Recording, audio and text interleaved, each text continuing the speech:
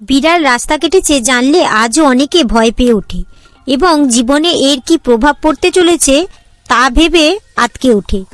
জানেন, বাস্তুমতে এই বিশ্বজগতে কতই না নিয়ম আছে, সেই নিয়মের বেড়াজালে বাধা থাকি আমরা। বলা যেতে পারে দিনের শুরু থেকে শেষ পর্যন্ত একটা গণ্ডিবদ্ধ অবস্থায় আমরা থাকি।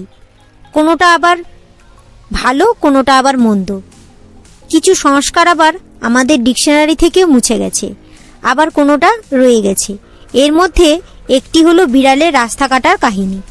বিড়াল যদি রাস্তার বাম থেকে ডান দিক হেঁটে যায় তাহলে পথ চলতি মানুষ কিংবা গাড়ি যাই হোক না কেন পিছনে কিছুটা পিছিয়ে আবার যেতে শুরু করে।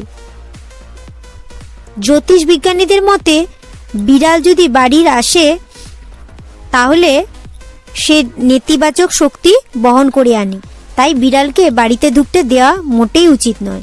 এমনকি বিড়ালের কান্নাও বাড়িতে শোনা উচিত নয়, এতে করে ঘরের সুখ ও শান্তি ঘুচে যায়, সেই ঘরে সবসময় অশান্তি লেগে থাকে। এই কথাগুলি শুধুমাত্র ভারতবর্ষই নয়, অন্যান্য দেশেও প্রচলিত আছে। বিড়ালের নাকি রাতের বেলা চোখ জ্বলে। আগে আগে বনের ভিতরে বিড়াল দেখে অন্য পশুরা ভয় পেয়ে পিছিয়ে যেত, তাই বিড়াল দিনের বেলা থেকে রাতের বেলায় ঘরে আসা অশুভ বলে মনে করেন প্রাচীন জ্যোতিষ বিজ্ঞানীরা। এই ভিডিওটি ভালো লাগলে একটা সুন্দর কমেন্ট আর লাইক করবেন। আজ আসি, নমস্কার।